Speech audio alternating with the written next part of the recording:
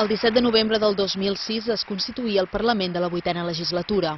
Fins dimarts passat, quan el president Montilla el va dissoldre, s'han aprovat 97 lleis. Algunes d'aquestes avancen en l'autogovern, com la de vegueries, la de consultes populars per via de referèndum o la de creació de l'agència tributària. La Cambra també ha tirat endavant lleis amb un marcat caràcter social, com la d'educació, la de serveis socials, la del dret a l'habitatge o la de salut pública. Algunes d'aquestes normes han estat acompanyades de polèmica, com la llei del cinema o la de prohibició de les corrides de toros. També han intensificat l'últim tram de la legislatura dues comissions d'investigació, per l'incendi d'Horta de Sant Joan i pel saqueig del Palau de la Música. Pels grups que donen suport al govern, el balanç d'aquesta legislatura és molt positiu. Els grups de l'oposició, en canvi, consideren que l'acció de l'executiu no ha estat l'adequada. El país que tenim avui, el país que deixa el president Montilla i el tripartit, és un país pitjor que fa 4 anys. Pitjor que fa 4 anys, i això és quelcom que la gent, malgrat tot, o ho sent o ho pateix. I aquest serà el balanç real, el que la gent faci en el moment d'anar a votar. Lleis d'educació, lleis de serveis socials, lleis de salut i sobretot un finançament que realment ha portat molts milions a Catalunya perquè es puguin fer infraestructures, perquè es pugui tirar endavant una sanitat més ajustada, una educació més ajustada, perquè puguem ampliar el número de Mossos, de mestres, de metges.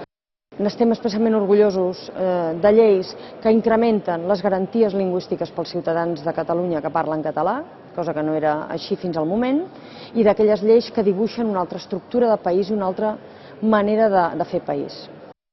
Més de 600.000 aturats, milers de petites i mitjanes empreses i autònomes que han tingut de tancar la porta, 40% de gent jove que no té feina i no han trobat les eines necessàries i suficients per tal de poder millorar la situació econòmica que es troben les famílies que no arriben a final de mes.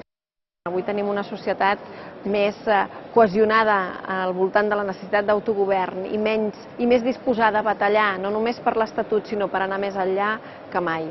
I per tant és un govern que també s'hi ha posat al capdavant. Ha tancat la legislatura i la tanquem amb més prohibicions, amb més debats identitaris, amb més debats absurds i amb una sensació de divorci entre ciutadania i política, jo crec que fins i tot més alt que el que vam començar la legislatura. El desenvolupament de l'Estatut, el nou sistema de finançament, la sentència del Tribunal Constitucional sobre la norma bàsica de Catalunya, la crisi econòmica i les polítiques socials han centrat el debat polític durant aquests darrers anys. Fins i tot han donat lloc a 5 plens monogràfics. Aquests temes continuen sent el full de ruta dels diferents grups parlamentaris. Això del tripartit no ha anat bé, però hi ha altres mecanismes que ens han de fer pensar que les coses poden anar millor. I en aquest sentit, els nostres reptes de futur són, sens dubte, treure Catalunya del sot on és. Aquest sot que finalment el podríem simplificar amb aquestes com a mínim dues grans crisis que arrossega el país.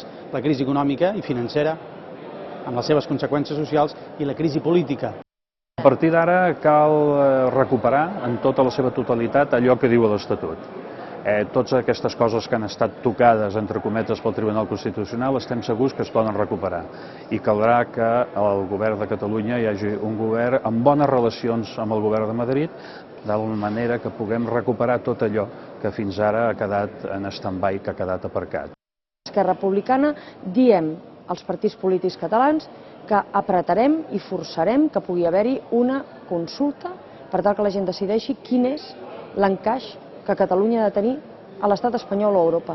Si les decisions s'han de prendre aquí o deixarem que ens la prenguin d'altres.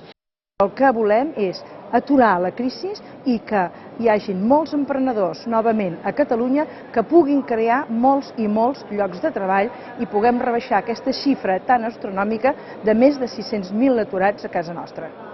Com revertim els efectes de la crisi econòmica, com recuperem l'economia, com continuem invertint en innovació per donar la volta al nostre model productiu i com garantim que les conseqüències de la crisi no acabin suposant exclusió, atur i, per tant, unes conseqüències negatives d'aquesta crisi.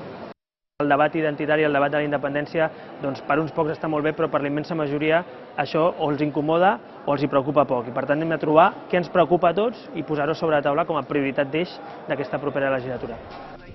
El Parlament de la 9a legislatura es constituirà en els 20 dies següents a partir de les eleccions del 28 de novembre.